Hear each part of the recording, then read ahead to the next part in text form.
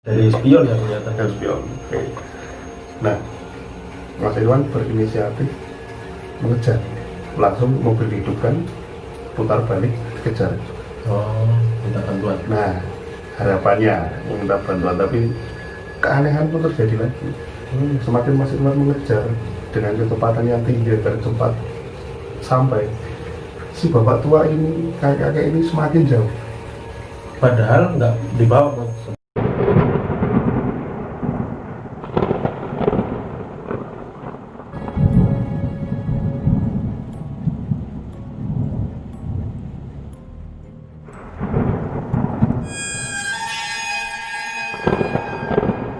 Halo teman-teman, jumpa lagi bersama kita berdua di channel Boylang Official. Jadi hari ini kita berdua mau menceritakan tentang kejadian 3 tahun lalu, Ya, tepatnya di pertengahan 2017 ya. Itu dialami oleh seorang driver online yang bernama Irwan. Tapi Irwan. cerita ini sebelumnya itu sempat viral Sebelumnya sempat viral ya. di pertengahan, ya tepatnya di bulan 5 di tahun Gempar. Gempar. Oke. Karena menceritakan tentang driver online yang mengangkut penumpang hantu. Oh, jadi mistis ini ya. Ya. Oke, hari ini kita ingin membahas tentang mistis teman-teman. Sebelum kita cerita, jangan lupa Like, komen. dan subscribe. Oke, tanpa basa-basi lagi, kita akan masuk ke ceritanya. Jadi sebelumnya ceritanya itu seperti gimana, Mas? Jadi gini, cerita itu dialami oleh Irwan. Jadi pada saat itu sekitar jam 1 dini hari, lewatlah hampir jam 2-an, Irwan mendapatkan order, karena dia kan seorang driver online kan. Oke. Dia mendapatkan order, jadi order tersebut itu dibilang fiktif ya enggak, tapi janggal, karena hanya menampilkan nomor telepon. Kalau biasanya kan kita ada foto ataupun nama ya. Oh iya. Cuma nomor HP aja. Ya.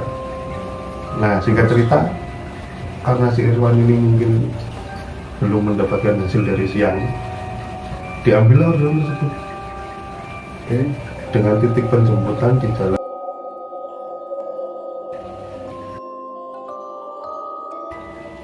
Tahu.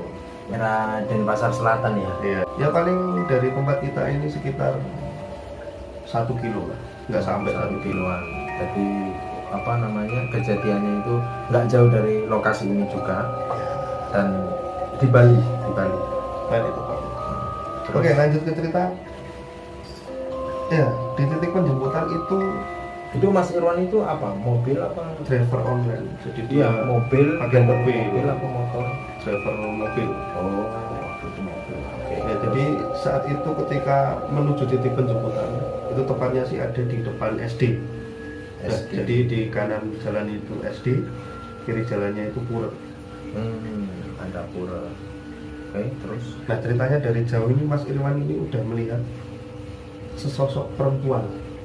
Si pengorder. Iya. Dari jauh itu perempuan tersebut mengenakan gaun berwarna merah. Nah, dari kejauhan ini tampak dia sedang main handphone. Oke. Nah, dari situ kan Mas Irwan mungkin dia mengira bahwa oh, itu mungkin penumpang saya. Seiring melambatnya laju mobil, berhentilah di depan perempuan tersebut. Anehnya, tanpa basa-basi perempuan langsung naik. Oh, jadi itu perempuannya ya seakan-akan udah tahu kalau ini si driver itu langsung naik. Tapi ngobrol nggak? Sempat ngobrol nggak? Obrolan sih nggak terjadi. Hanya ketika perempuan naik, perempuan tersebut cuma berkata, tolong antar saya ke daerah Mumbul, Nusa Dua. Oh, daerah Nusa Dua. Tepatnya di Jalan Keranda Baru. Keranda Baru. Baru dengar kan? Iya juga sih. Iya. Belum tahu kesana, belum pernah. Nah, oke, lanjut. Sehingga cerita Mas Irwan putar balik langsung jalan. Selang beberapa menit belum terjadi keanehan sih. Ya tibalah mereka di perempatan daerah Nusa Dua. Tahu kan yang sini ada apa itu namanya, restoran cepat saji Nusa Dua perempatan. Nah itu ya. Karena mapnya ini petunjuk arahnya tuh harus putar balik Ya, jadi putar baliknya di McD itu. Nah tapi anehnya ketika Mas Irwan memutar balik, si perempuan berbicara lagi, lurus saja. Oh, si perempuan ngomong lurus saja Mas. Nah karena Mas Irwan ini berpikir mungkin, oh perempuan ini adalah orang yang biasa ke daerah ini atau lebih tahu jalur cepat. Oh, iya. Akhirnya ya diain aja. Diain. Oke, mereka jalan. Masih belum ada kejanggalan loh. Lurus, nah sampailah mereka di depan pintu gerbang tol. Oke. Tol Bali Mandara. Lurus dikit kan itu ada putar balik. Ya. Nah disitulah mereka putar. Udah mau ke ujung Nusa Dua itu ya? Ya hampir ke ujung Nusa Dua. Akhirnya putar baliknya di situ. Oke. Nah ketika Mas Irwan putar balik itu si cewek diem aja. Berarti kan dalam hati Mas Irwan, oh ya udah benar. Oke. Putar balik lurus sampailah mereka di pertigaan. Berapa meter itu? Sekitar 500-600an. Oh, 600an meter. Di sana ada pertigaan. Kalau ke kiri itu naik ke arah Mumbul yang jalannya naik. Oh iya. Tahu kan? Tahu. Nah beloklah mereka di situ. Tapi yang si mbaknya ini minta. Oh, minta belok kiri Mas. Jadi si mbaknya ini minta untuk belok kiri. Nah bagi yang belum tahu, kalau daerah Mumbul itu daerah yang jalannya banyak tanjakan, kelokan, dan juga minim penerangan. Jadi masih sepi, sepi. Rawan ya. agak ngeri lah kalau horor. Kenapa? Karena di kiri kanan jalan itu masih terlihat banyak tanah kosong, terus kayak kebun-kebun kosong, ilalang gitu ya. Semak-semak, pohon besar. Ya, coba bayangin aja jam 2 malam lewat sana kan. Mobil juga ya. Iya. Wah ngeri. Dan jalannya pun hanya kecil. Terus? Oke, akhirnya setelah berputar-putar mereka sampailah di dekat perumahan Beranda Mumbul. Oh itu perumahan? Arah menuju ke Beranda Mumbul. Oh dekat perumahannya dulu. Oke. Dekat perumahan tersebut lah ini. Oke. Setelah dekat perumahan mereka berputar-putar mencari jalan. Tapi perlu digarisbawahi ya. Jadi jalan naik yang mau masuk ke arah Mumbul itu namanya Jalan Kupiwur. Oh jalan. Oke, naik akhirnya sampailah mereka di salah satu sudut jalan. Terusan lagi jalan Keranda Baru. Oh di situ sampailah ke tempat lokasi. Seiring dekatnya titik merah. Nah oke, akhirnya mereka sampailah di tempat tujuan. Setelah tempat tujuan, si perempuan itu belum berbicara apa-apa. Oke. Itu pakaiannya apa tadi? Menggunakan gaun berwarna merah. Gaun ya? Gaun itu maksudnya gaun kayak main apa? Rok lebar gitu loh, kopi kayak baju-baju Belanda zaman dulu. Oh. Itu kayak pakaian main apa gimana? Acara? Sebetulnya bukan pakaian main sih, tapi pakaian yang zaman dulu. Pakaian-pakaian misalkan kayak kalau kayak nenek-nenek kita waktu muda gitu kan. Dengan style gaun-gaunnya gitu. Nah, gitu. Kebayang lah. Cuma masih muda ya cewek? Muda. Ya. Sekitar berapa tahun itu? Umur berapa itu? Kalau umurnya sih nggak begitu jelas sih. Cuman kelihatan posturnya masih muda dan juga menurut penurunan Mas Irwan sih nggak kelihatan mukanya. Oh, gitu. Karena tertutup poni dan selalu menunggu. Karena gelap juga ya, bayangan juga bisa menutupi. Nah, setelah sampai di tempat tujuan, turunlah wanita tersebut. Sebelum turun, wanita tersebut sempat menyodorkan uang 100.000. Nah, diterima Mas Irwannya kan ngambil kembalian karena waktu itu sekitar 69.000 ya. Ketika ngambil kembalian, si cewek turun tanpa basa-basi dan berkata langsung masuk dalam gerbang. Mungkin kan pikiran Mas Irwan ya dapat rezeki. Ya. Oke. Setelah itu Mas Irwan berpikir. Cuma rumahnya seperti apa? Rumah biasa, rumah bertingkat 2. Pada umumnya. Pada umumnya. Normal. Oke. Putar baliklah Mas Irwan. Nah, selama 1 jam Mas Irwan itu nggak nemu jalan. Bukan orang sana mungkin. Mas Irwan itu sudah 17 tahun mengenal daerah sana mungkin. Karena tinggal di Bali kan udah lama, 17 tahun. Jadi daerah Nusa Dua pun mungkin sudah hafal karena kan menjalankan aktivitas pekerjaan. Oke. Terus setelah berputar-putar nggak ketemu jalan, akhirnya memutuskan kembali lagi ke rumah tersebut. Kembali ke rumah tersebut, pertama nggak ketemu jalannya. Oh, mau kembali ke rumah itu nggak ketemu juga? Nggak ketemu jalannya. Wow. Akhirnya setelah putar lagi mau ke sana, hilang semua itu rumahnya. Bayang nggak? Kebayang nggak? Perumahan yang segitu banyak hilang digantikan dengan tanah lapang dengan semak belukar dengan pohon-pohon tinggi. Tapi itu Mas Irwan itu masih yakin kalau tempatnya di situ? Yakin. Atau? Yakin. Setelah berputar dan nggak nemuin, dan yang ditemui malah tempat lapang penuh dengan semak-semak dan pohon yang besar. Waktu dia balik ke lokasi, nah, barulah dia tersadar. Ini sesuatu aneh. Disitulah mulai mistis kejadian itu. Baru dia ngeh, udah paham. Nah, barulah terjadi. Di situ mulai terjadi hal-hal yang mistis. Setelah berputar-putar lama, nggak ketemu jalan, Mas Irwan mencoba menghubungi. Kalau misalkan kita di driver online kan ada kontak emergency lah. Oh iya. Nah kan, paham. Oke. Menghubungi kontak emergency dan menghubungi beberapa teman, tapi tidak ada yang menyaut karena entah kenapa tiba-tiba sinyalnya itu hilang dan GPS trackingnya pun hilang.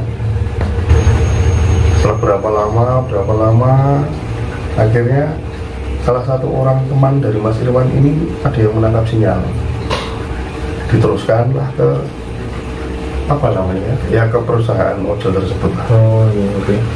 Akhirnya dari perusahaan ojol tersebut membentuk tim. Oh, ke grup Ya, membentuk tim pencarian. Oke, nggak selang berapa lama akhirnya Mas Irwan udah capek, mungkin tidurlah di mobil. Tapi masih tetap di lokasi itu? Di lokasi tersebut tidur di situ. Teman-temannya nyari, bahkan teman-temannya itu menyisir semua jalan, mulai dari yang namanya rawa, kan dari situ ada rawa. Rawa, ke pura-pura besar. Ada salah seorang teman atau grup mereka itu yang sampai di pemakaman. Pemakaman yang di sampingnya ada tempat kremasi. Nah, tempat kremasi ini ada yang kalau nggak tahu teman-teman, tempat kremasi itu tempat pembakaran ya. Nah, kalau di sini kan di Bali itu ada namanya, kalau yang meninggal itu acara kremasi, dibakar gitu. Nah, jadi di situ ada tempat kremasi, dicari di situ nggak ketemu. Dan si Mas Irwan itu GPS-nya sempat tertangkap di TPU tersebut dari samping tempat kremasi. Orang mulai mencekam di sini, berapa tim mencari itu malam. Oh, langsung ya? Langsung. Jadi ketika jam berapa itu? Ketika kejadian tersebut, sekitar dari jam 1 jam setelah kejadian tersebut, grup ini melakukan pencarian sampai jam 6 pagi. Oke. Nah, si Mas Irwan ini di tengah-tengah tidurnya dia terbangun karena sempat di handphonenya itu alarmnya berbunyi untuk sholat subuh. Nah, ketika alarmnya berbunyi, Mas Irwan pun terbangun dan dia masih shock dengan keadaan yang ketakutan, mimpi atau bukan atau gimana? Nah, nyata atau enggak, gelisah, enggak suara. Oke. Terus enggak selang begitu lama, dari kaca spion Mas Irwan melihat ada kakek-kakek datang. Jam 6 pagi itu? Sebelum jam 6, sekitar jam 5. Oh, berarti tim masih nyari itu? Tim masih mencari. Jadi seiring si timnya nyari, si Mas Irwan ini bangun. Ini jadi ceritanya ini menurut saya seru karena tim pencari dan Mas Irwan nggak ketemu gitu. udah masuk alam lain ini Nah, ceritanya. masuk alam lain. Antara percaya nggak percaya. Saya nggak percaya. Jadi sosok kakek-kakek tersebut terlihat hanya mengenakan celana, Nggak pakai baju. pendek, nggak pakai baju. Dia membawa sepeda Itu jam sekitar jam 5-an. ya, belum jam 6 ya. Belum. Oh, malam-malam itu nggak pakai baju. Ya seenggaknya sih walaupun nggak malam, tapi kalau gelap kan tetap serem. Iya sih. Terus kira-kira umurnya berapa itu kelihatan? Kan Dia di atas 60-an. Nah, si kakek-kakek tersebut membawa sepeda. Di belakang sepeda itu ada keranjang. Dan di dalam keranjang itu ada 2 anak perempuan kecil-kecil. anak perempuan. Anak manusia asli atau Manusia atau bukan, saya kurang paham karena menurut penurunan Mas Irwan ya seperti itu. Oke. dari spion yang kelihatan. Harus spion. Oke. Nah, Mas Irwan berinisiatif mengejar, langsung mobil dihidupkan, putar balik, kejar. Oh, minta bantuan. Nah, harapannya meminta bantuan, tapi keanehan pun terjadi lagi. Semakin Mas Irwan mengejar, si bapak tua ini, kakek-kakek ini semakin jauh. Padahal nggak dibawa. Padahal sepedanya didorong. Akhirnya sampai keluar ada satu belokan. Ketika Mas Irwan sampai ke belokan itu, kakek-kakek tersebut udah hilang. Merinding. Terus Dan Mas Irwan itu sempat berkata bahwa harusnya kakek tersebut masih bisa aku kejar karena hanya didorong sepedanya. Dan seberapa kuat sih kakek tersebut mulai kalau begini itu. Oke, setelah hilang di situ Mas Irwan berhenti sebentar. cuma lokasinya masih belum tahu nih. Dia Masih belum tahu. Tempatnya udah wah aneh ini. Aneh, masih belum tahu.